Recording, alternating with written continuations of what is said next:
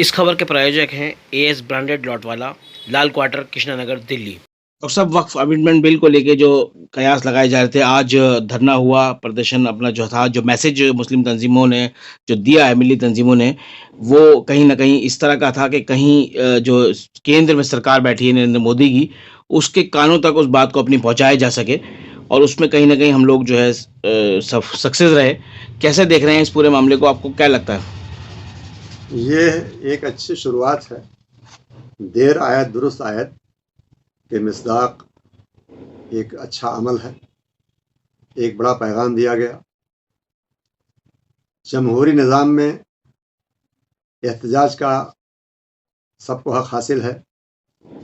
अपनी तकलीफ़ का, अपनी परेशानी का जो भी एहसास हुकूमत वक्त को कराना, ये सब तौर तरीक़े अख्तियार किए जाते हैं। आज का प्रोग्राम बहुत ही कामयाब रहा माशाअल्लाह। इसके लिए ऑल इंडिया मुस्लिम मसल्ला बोर्ड और दीगर मिली तंजीमों का मैं बेहद मशकूर और ममनून हूँ कि उन्होंने बहुत ज़माने के बाद अपने इत्तेहाद का तारुफ कराया। और ये सब बहुत ज़रूरी था, ये बताना ज़रूरी था कि मुसलमान बहुत परेशानी में मुब्तला हैं। अपने परेशानी का सबसे बड़ा जो इस वक्त इशू है वो उनकी जायदादों पर जो गिध निगाही है हुकूमत वक्त की, वो अच्छी नहीं थी। तो बहरहाल हम चाहेंगे कि इस तरह के एहतजाज का सिलसिला जारी रहे और हुकूमत वक्त को चाहिए कि वह इतनी बड़ी अक़लियत जो मुल्क में करोड़ों की तादाद में मौजूद है, उसके जज्बात से खिलवाड़ न किया जाए। उसके जज्बात का भी एहतराम किया जाना चाहिए। एक तरफ़ा जो काम किया जा रहा था वो बिल्कुल ठीक नहीं है। और मैं समझता हूँ कि अभी गुज़िश्ता दिनों जो आरएसएस चीफ मोहन भागवत साहब ने बयान दिया है वो भी काबिल तारीफ़ है। और इसी के साथ जो है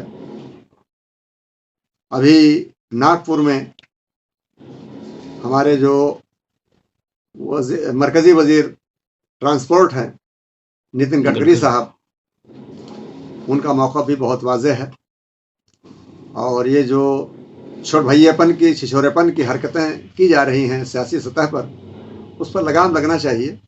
और मुसलमान कोई इस मुल्क के दोयम दर्जा शहरी नहीं हैं, बल्कि नंबर 1 शहरी हैं वो। और पूरा टैक्स पे करते हैं गवर्नमेंट को। उसके बदले में गवर्नमेंट को जो उसका हक है वो अदा करना चाहिए। डॉक्टर साहब, एक चीज़ और देखी जा रही है कि जिस तरह से ये चीज़ सामने आई, अभी जो कल ही एक बयान आया है, केंद्रीय जो अल्पसंख्यक मामलों के मंत्री किरेन रिजिजू, उन्होंने कहा कि सारी चीज़ें हुई हैं, और जो जेपीसी है उसने भी अपनी अपनी जो दलीलें हैं वो पेश करी हैं, और लिहाजा पार्लियामेंट में जब ये बिल पेश होगा तो मैं एक एक पॉइंट को लेकर जवाब दूंगा, जो जो लोगों के अंदर गलतफहमियां हैं उनका जवाब दूंगा। लेकिन जो विपक्ष है वो कहीं ना कहीं इस मुद्दे से भटकाने की कोशिश कर रहा है। वो फिर यही उनका बयान सामने आया है। असल में ये गलतफहमी पैदा की जा रही है, ऐसा कुछ नहीं है। जेपीसी का मतलब एक ढोंग था पूरा वो। और उसमें जो है, जब अक्सरियत बीजेपी के लोग ही थे, जो लोग चाह रहे हैं कि औकाफ की ज़मीनों का हड़पा जाए, तो जाहिर है कि वो उनकी दलील, उनकी बात उनके ज़्यादा मानी गई। तो ये जेपीसी की रिपोर्ट जो है वो बिल्कुल नहीं ठीक है। तो आपको लगता है कि जो आज ये शुरुआत हुई है, इसको आम पब्लिक में ले जाने की बहुत ज़रूरत है, क्योंकि सरकार तक जो बात पहुंचनी थी वो तो पहुंच गई है, लेकिन पब्लिक में जी इसको जी जी, अवेयरनेस का फैलाना ज़रूरी जाहिर है। है कि जो मिली तंजीमों का दायरा है वो आवाम तक है, माशाल्लाह अच्छा असर है। और उसमें ख़ास तौर से मुस्लिम पर्सनल बोर्ड की बात लोग मानते हैं, चूँकि शरई उमूर को देखते हैं लोग। तो मैं समझता हूँ कि आवाम के दरमियान जाना ज़रूरी है और बेदारी लाने के लिए एक जो सिलसिला है वो जारी रहना चाहिए। मुस्लिम खासतौर से आवाम से आप किस तरह की अपील करना चाहते हैं, क्योंकि बहुत आवाम लोग से अपील यही करेंगे कि अगर वो पीछे रह गए तो हक व इंसाफ को गला घोंट दिया जाएगा और इस जमहूरी निज़ाम में जो आपकी आवाज़ है वो दब जाएगी।